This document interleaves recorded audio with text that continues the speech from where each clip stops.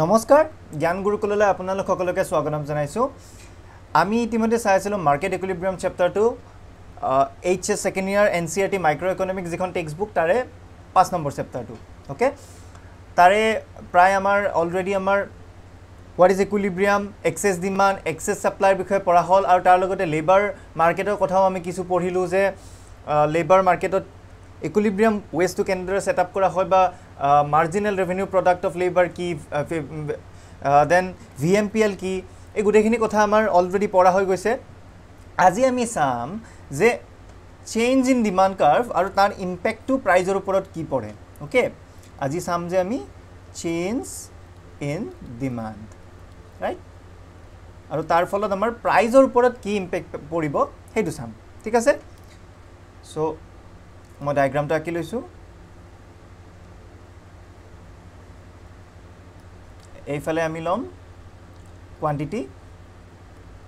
আৰু এইফালে আমি লম প্ৰাইস ওকে প্ৰাইস আৰু কোয়ান্টিটি ঠিক আছে ডিমান্ড কাৰ্ভডাল আছিল আমাৰ ডাউনৱাৰ্ড স্লোপিং দুইটাৰ মাজত প্ৰাইস আৰু কোয়ান্টিটিৰ মাজত নেগেটিভ ৰিলেশনশিপ দেখায় ঠিক আছে D D okay D D আমাৰ ডিমান্ড কাৰ্ভ আৰু সাপ্লাই কাৰ্ভডাল সাপোজ এস এস ওকে ইনিশিয়ালি ইকুইলিব্ৰিয়াম হৈছে আমাৰ এই পইণ্টটোত লেটস সে পইণ্টটোৰ নাম ই আৰু ই আমাৰ প্ৰাইস হল পি নট আৰু কোয়ান্টিটি হ'ব আমাৰ কিউ নট আৰু এটো আমি কও ই নট ওকে ইকুইলিব্ৰিয়াম পইণ্টটো হল লেটস সাপোজ ই নট ঠিক আছে সো ইনিশিয়াল পজিশন ইটো আমাৰ যে ই নট পইণ্টত আমি ইকুইলিব্ৰিয়াম পাইছো আৰু আমাৰ ইকুইলিব্ৰিয়াম প্ৰাইসটো হল পি নট আৰু ইকুইলিব্ৰিয়াম কোয়ান্টিটি হল কিউ নট হল ওকে এতিয়া আমি ডিমান্ড কাৰ্ভডাল চেঞ্জ কৰিম অৰ্থাৎ আমি এনেকুৱা কিছুমান কাম কৰিম যাৰ ফলত ডিমান্ড কাৰ্ভডাল শিফট হ'ব হয়তো ডিমান্ড কাৰ্ভডাল ৰাইট সাইডে শিফট হ'ব আৰু নহলে লেফট সাইডে শিফট হ'ব ওকে আমি দুইটা চাম ৰাইট সাইডে শিফট হলে কি হ'ব প্ৰাইজৰ ওপৰত কি ইম্প্যাক্ট পৰিব আৰু লেফট সাইডে শিফট হলে কি হ'ব হেতু চাম ঠিক আছে প্ৰথমে আমি ৰাইটৱাৰ্ড শিফট চাম সো এতিয়া তাৰ আগতে কথাটো হল যে ডিমান্ডৰ শিফট বা চেঞ্জ ইন ডিমান্ড কেতিয়া হ'ব পাৰে ওকে চেঞ্জ ইন ডিমান্ড হ'ব পাৰে যেতিয়া আমি প্ৰাইসটো একেই ৰাখি সাপোজ আমি যেটো কমোডিটিৰ কথা কৈ আছো লেটস সাপোজ সেই কমোডিটি হল এক্স ওকে আমি যেটো কমোডিটিৰ এই মাৰ্কেটখনত যেটো কমোডিটিৰ কথা কৈ আছো সেই কমোডিটিটো হল এক্স আৰু সাপোজ আৰু এটা কমোডিটি আছে হেতু হল ওয়াই ওকে ধৰি ললো এতিয়া যেতিয়া price of x suppose constant আছে ওকে প্ৰাইস অফ এক্স একেই আছে ঠিক আছে কিন্তু let's suppose যে price of y চেঞ্জ হৈছে ঠিক আছে হয়তো বাঢ়িব পাৰে নহলে কমিব পাৰে যেতিয়া price of y চেঞ্জ হ'ব তাৰ ফলতো আমাৰ ডিমান্ড কাৰ্ভডাল ৰাইট বা লেফটত শিফট হ'ব পাৰে ওকে হেতু প্ৰথম কথা দ্বিতীয় এটা কাৰণ কি হ'ব পাৰে যে ইনকাম অফ কনজিউমাৰ চেঞ্জ হৈছে ঠিক আছে ইনকাম অফ কনজিউমাৰ চেঞ্জেস এই চেঞ্জটো আকৌ আগৰ দৰে হয়তো বাঢ়িবও পাৰে কমিবও পাৰে ঠিক আছে ইনকামটো কনজিউমাৰ জনে বাঢ়ি যাবও পাৰে কমি যাবও পাৰে দুইটা হ'ব পাৰে আৰু তৃতীয় এটা কাৰণ হ'ব পাৰে যে taste and preferences of consumer changes okay কনজিউমাৰৰ টেষ্ট আৰু প্ৰেফাৰেন্স সলনি হয় ঠিক আছে যেতে এই তিনিটা ফ্যাক্টৰ হলনি হ'ব অৰ্থাৎ প্ৰাইস অফ দা আদাৰ গুড ওকে ইয়াতে আমি অকল দুটা গুড ধৰি লৈছিল এক্স আৰু ওয়াই আমি ডিমান্ড আৰু সাপ্লাইৰ কথা কৈছো এক্সৰ ওকে ভুল নকৰিবা আমি কিন্তু এই যে ডায়াগ্ৰামটো আমাৰ এই ডায়াগ্ৰামটো কিন্তু কমোডিটি এক্সৰ হে দেই কমোডিটি এক্সৰ ডিমান্ড আৰু সাপ্লাইটো আমাৰ এই ডায়াগ্ৰামটো ড্ৰ কৰা হৈছে ঠিক আছে যেতিয়া প্ৰাইস অফ এক্স কনস্ট্যান্ট থাকিব okay price of x constant থাকি যেতিয়া প্ৰাইস অফ ওয়াই চেঞ্জ হ'ব বা ইনকাম অফ কনজিউমাৰ চেঞ্জ হ'ব বা টেষ্ট এণ্ড প্ৰেফাৰেন্স চেঞ্জ হ'ব তেতিয়া আমাৰ ডিমান্ড কাৰ্ভডাল এক্সৰ ডিমান্ড কাৰ্ভডাল তেতিয়া শিফট কৰিব ঠিক আছে ৰাইটৱাৰ্ড বা লেফটৱাৰ্ড শিফট ক্লিয়াৰ ওকে ফাৰ্স্ট আমি চাম ৰাইটৱাৰ্ড শিফট কেতিয়া হ'ব পাৰে যেতিয়া suppose income of the consumer বাঢ়ি গ'ল ওকে ধৰি ললো কনজিউমাৰ ইকোনমিখনত যিমান বিলাক কনজিউমাৰ আছে কনজিউমাৰ বিলাকৰ বা উপভোক্তা সকলৰ ইনকাম লেভেলটো বাঢ়ি গ'ল ওয়াই ইনক্ৰিজ হল ঠিক আছে সৰি নট কমোডিটি ওয়াই ইয়াতে ওয়াই মানে কমোডিটি ওয়াই বুজা হ'ব গতি মই ওয়াইটো কাটি দিছো ওয়াই নিদি ডাইৰেক্ট মই সিম্পলি ইনকাম বুলি লিখিছোঁ ঠিক আছে ইনকাম লেটছ সে বাঢ়ি গ'ল এতিয়া আমি জানো যে যেতিয়াই মানুহৰ ইনকামটো বাঢ়ি যায় তেতিয়া নৰ্মেল গুডছৰ ক্ষেত্ৰত কি হয় নৰ্মেল গুডছৰ ক্ষেত্ৰত সদায় কোৱান্টিটি ডিমান্ডেড বাঢ়ি যাব ৰাইট ওকে সাপোজ তোমাৰ হাতত যদি 50 টকা আছিল 50 টকাত যদি তুমি 1 কেজি আপেল খাইছিলা আগতে এতিয়া সাপোজ তোমাৰ ইনকামটো বাঢ়ি 100 টকা হৈ গ'ল ডেফিনেটলি তুমি 1 কেজিতকৈ বেছি আপেল এতিয়া খাব পাৰিবা বা কিনিব পাৰিবা ৰাইট কিন্তু ইনফেৰিয়ৰ গুড হলে কথাটো বেলেগ হৈ যাব ইনফেৰিয়ৰ গুডৰ কথা আমি ইয়াতে কোৱা না আমি ধৰি লৈছো যে x আৰু y দুয়োটাই normal good okay normal good so কি হ'ব ইনকাম বাঢ়াৰ লগে লগে কোৱান্টিটি ডিমান্ডেডটো বাঢ়ি যাব হয় তেতিয়া কি হ'ব যে আগৰ প্ৰাইসটোতে ওকে সাপোজ p নটত যদি আগতে ইমানলৈকে ডিমান্ড কৰিছিল q নটলৈকে ডিমান্ড কৰিছিল এতিয়া লেটস সে p নট প্ৰাইজতে এতিয়া এটা হায়াৰ কোৱান্টিটি ধৰি ললো ইমান মানত লেটস সে এটো q1 এতিয়া লেটস সে q1 ডিমান্ড কৰে ঠিক আছে একে প্ৰাইজতে এতিয়া মানুহজনে q1 কোৱান্টিটি ডিমান্ড কৰে কাৰণ তেওঁ এতিয়া q1 কিনিব পাৰে বিকজ তেওঁৰ ইনকামটো বাঢ়ি গৈছে ক্লিয়াৰ আগতে ইনকামটো কম আছিল কাৰণে তেওঁ অকল q নট এমাউন্টে কিনিব পাৰিছিল বা ডিমান্ড কৰিব পাৰিছিল ওকে কিন্তু এতিয়া p নট প্ৰাইজতে তেওঁ এটা হায়াৰ কোৱান্টিটি ডিমান্ড কৰিব পাৰে কিয় কাৰণ তেওঁৰ ইনকামটো বাঢ়ি গ'ল ক্লিয়াৰ ঠিক তেনেকে বেলেগ বেলেগ প্ৰাইজৰ ক্ষেত্ৰত সাপোজ প্ৰাইসটো যদি p1 হয় এখিনি মানত হয়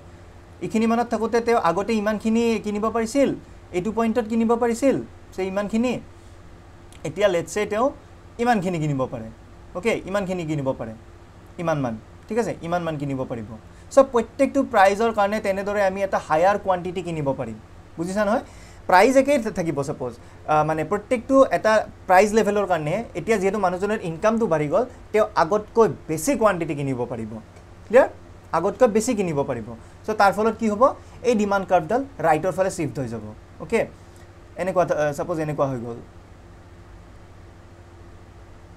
এনেকুৱা ধৰণৰ ওকে এটা যিকোনো এটা প্ৰাইজ লোৱা সাপোজ ইয়াতে p2 প্ৰাইজ এই p2 প্ৰাইজত আগতে যদি ইমানখিনি কিনিছিল এতিয়া ইয়ালৈকে আহি যাব পাৰিব ইয়ালৈকে ৰাইট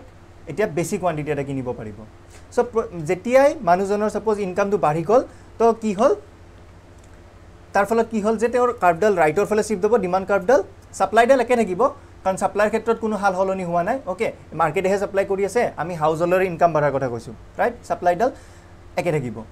তাৰ ফলত কি হ'ব যে প্ৰত্যেকটো প্ৰাইজতে তেওঁ আগতকৈ বেছি কোৱান্টিটি কনজিউম কৰিব পাৰিব বা ডিমান্ড কৰিব পাৰিব যাৰ ফলত কাৰ্ভডাল ডিমান্ড কাৰ্ভডাল ৰাইটৰ ফালে শিফট হৈ যাব হয় এতিয়া ইকুইলিব্ৰিয়াম পজিশনটো কি হ'ল আমি চাও আগতে আমাৰ ইকুইলিব্ৰিয়াম পজিশন আছিল ইয়াতে মই বেলেগ এডাল কালাৰ লৈ লৈছো আগতে ইকুইলিব্ৰিয়াম আছিল এখিনি হয় ই নট এতিয়া আমি দেখিলো যে নতুন ডিমান্ড কাৰ্ভডাল এডাল নতুন ডিমান্ড লেটস সে d1 এটা নতুন ডিমান্ডালে আমাৰ সাপ্লাই কাৰ্ভডালক কোড কাট কৰিছে এই পইণ্টটোত ওকে এই পইণ্টটো আৰু এই পইণ্টটো সাপোজ মই নাম দি লৈছো e1 ওকে এটা e1 পইণ্টত আমাৰ কোৱান্টিটি কিমান ডিমান্ড হৈ আছে এই পইণ্টটোত এইটো পইণ্টত let's say q2 okay q2 quantity demand হৈ আছে আনতে প্ৰাইস কিমান price let's say p2 okay p2 মই এটো 3 কৰি দিছো ওকে এটো p2 ওকে সো e1 পইণ্টত আমি কি পালো কোৱান্টিটি q2 আৰু প্ৰাইস p2 হৈ গ'ল ঠিক আছে সো কি দেখিলো যে যেতিয়া আমাৰ কাৰ্ভডাল যেডাল আমাৰ ডিমান্ড কাৰ্ভ আছে ৰাইটৰ ফালে শিফট হৈ গ'ল সাপ্লাইডাল একে আছে ডিমান্ড কাৰ্ভডাল ৰাইটৰ ফালে শিফট হ'ল তাৰ ফলত আমি যেটো নতুন ইকুইলিব্ৰিয়াম পজিশন পালো ইকুইলিব্ৰিয়াম পজিশন e1 ত তাত কি পালো তাত আমাৰ ইকুইলিব্ৰিয়াম কোৱান্টিটি কিমান ইকুইলিব্ৰিয়াম কোৱান্টিটি হ'ল আমাৰ OQ2 ওকে OQ2 সাবা এটা বস্তু সাবা এই OQ2 কোৱান্টিটিটো কিন্তু আগৰ যেটো আমাৰ পূৰ্বৰ কোৱান্টিটি আছিল পূৰ্বৰ ইকুইলিব্ৰিয়ামৰ যেটো কোৱান্টিটি আছিল অৰ্থাৎ OQ নটতকৈ OQ2 ডাঙৰ OQ নটতকৈ OQ2 ডাঙৰ ৰাইট হেতু প্ৰথম কথা দ্বিতীয় কথা কি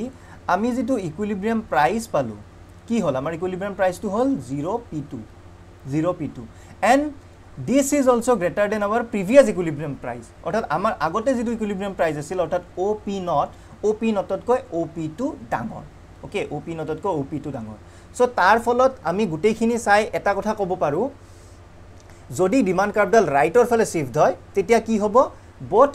both quantity and price increases okay but equilibrium quantity and price increases অৰ্থাৎ যদি আমাৰ ডিমাণ্ড কাৰ্ভডাল ৰাইটৰ ফালে শিফ্ট হয় তেতিয়া আমাৰ ইকুইলিব্ৰিয়াম কোৱান্টিটি আৰু ইকুইলিব্ৰিয়াম প্ৰাইচ দুয়োটাই পূৰ্বৰ ইকুইলিব্ৰিয়াম প্ৰাইচ আৰু কোৱান্টিটিৰ তুলনাত বাঢ়ি যাব ওকে পূৰ্বৰ তুলনাত এতিয়া বেছি হৈ যাব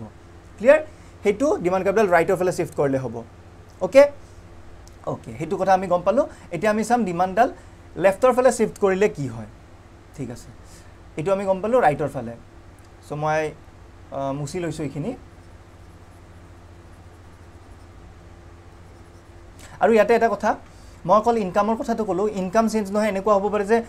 মানুহবিলাকৰ taste and preference for that particular commodity অৰ্থাৎ আমি ইয়াতে এক্সৰ কথা কৈছিলো সো এনেকুৱা হ'ব পাৰে যে মানুহবিলাকৰ হঠাৎ এক্সৰ প্ৰতি কনজাম্পচনৰ ডিমাণ্ডটো বাঢ়ি গ'ল হঠাৎ কিবা কাৰণত মানুহবিলাকক এক্স বেছিকৈ লগা হৈ গ'ল টেষ্ট এণ্ড প্ৰেফাৰেন্সটো এক্সৰ ফেভাৰত গুচি গ'ল সাপোজ যদি এতিয়া আমি কৰোনা টাইমত ধৰি লওঁ সাডেনলি আমাৰ সেনিটাইজাৰ কনজাম্পচন বা মাস্ক কনজাম্পচন হঠাৎ বাঢ়ি গ'ল ড্ৰামেটিক্যালি হঠাৎ ড্ৰাষ্টিক্যালি বাঢ়ি গ'ল ৰাইট সো এটো ক্ষেত্ৰত কি হ'ল ডিমাণ্ডডাল নিশ্চয় ৰাইটৰ ফালে শিফ্ট হৈছে আৰু ডিমাণ্ড ৰাইটৰ ফালে শিফ্ট হোৱাত আমি পাইছো যে কোৱান্টিটি আৰু প্ৰাইচ দুইটাই বাঢ়ি যায় হয় আৰু সেই কথাটো আমি যদি এতিয়া চাওঁ বৰ্তমান পৰিস্থিতিত চাওঁ ডেফিনেটলি ফাৰ্মাসী বিলাকত আমি দেখিম যে মাৰ্কেটত মাস্ক আৰু স্যানিটাইজাৰৰ ডিমাণ্ডও বাঢ়িছে প্ৰাইচও বাঢ়িছে ৰাইট ডিমাণ্ড আৰু প্ৰাইচ দুইটা বাঢ়িছে কিয় কাৰণ মানুহৰ টেষ্ট এণ্ড প্ৰেফাৰেন্স কি বুলি কয় যে এই পাৰ্টিকুলাৰ প্ৰডাক্ট কেটাৰ ক্ষেত্ৰত বাঢ়ি গৈছে ৰাইট হিয়তৰ ফেভাৰেট হৈছে তো সেই কাৰণে ৰাইটৰ ফালে শিফ্ট কৰিছে ক্লিয়াৰ ওকে ঠিক তেনেদৰে কেতিয়াবা কি হ'ব পাৰে যে প্ৰাইস অফ y বাঢ়ি যাব পাৰে এণ্ড প্ৰাইস অফ y বাঢ়ি গ'লে তেতিয়া মানুহৰ কি হ'ব যে মানুহে ভাবিব যে y কমোডিটিটো এতিয়া বেছি কষ্টলি হৈ গ'ল আমি x টো বেছিকে কনজিউম কৰো তেতিয়া x ৰ ডিমাণ্ডটো বাঢ়ি যাব হয় হেনেকুৱা হ'ব পাৰে ওকে যি নহওক হেতু আমি চালো এতিয়া আমি চাম লেফটৱাৰ্ড শিফ্ট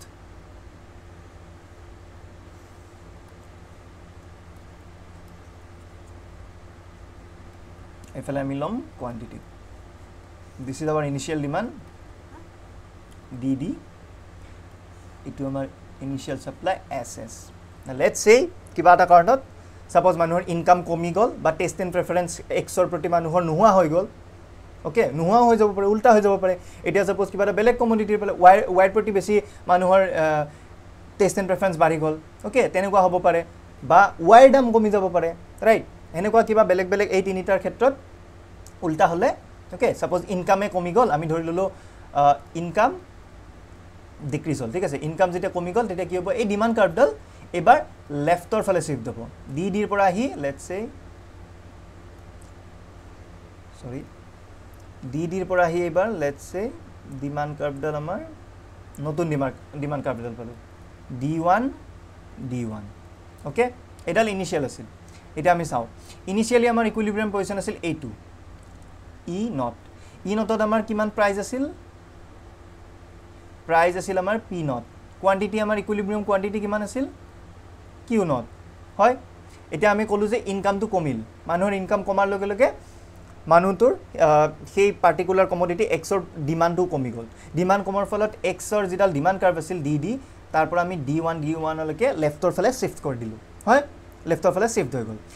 এতিয়া আগৰ পূৰ্বৰ জিডাল আমাৰ সাপ্লাই কাৰ্ভ ডাল আমাৰ চেঞ্জ হোৱা নাই সো নোহোৱাৰ ফলত আমি যেটো নতুন ইকুইলিব্ৰিয়াম পজিশন পালো